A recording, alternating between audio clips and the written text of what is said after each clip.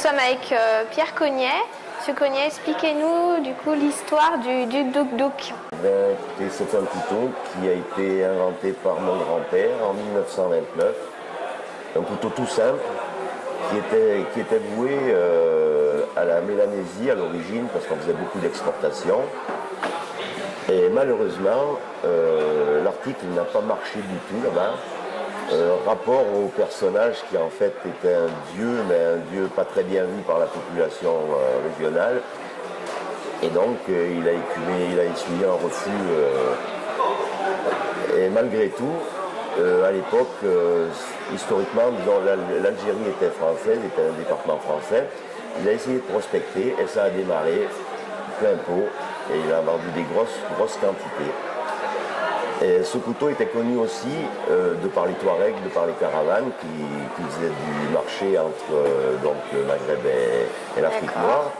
Et ce qui a valu qu'à la suite des événements d'Algérie, lorsque les frontières sont fermées, il a pu continuer à commercer avec l'Afrique noire. D'accord. Voilà. Et de l'Afrique noire, après, on en a vendu. Je ne sais pas dans quel pays on ne vend pas de doudou. Et donc du coup, vous participez au concours. Qu'est-ce que vous avez présenté comme couteau?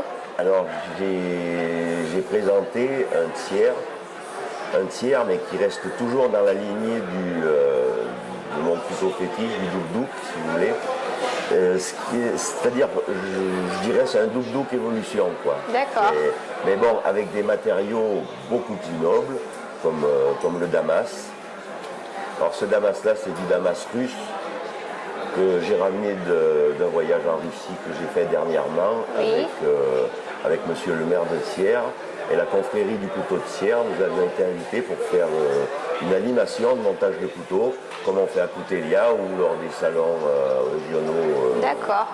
Voilà. Et vous avez pu rencontrer là-bas d'autres couteliers russes? Voilà, bien sûr, on a rencontré 2-3 couteliers russes et des forgerons.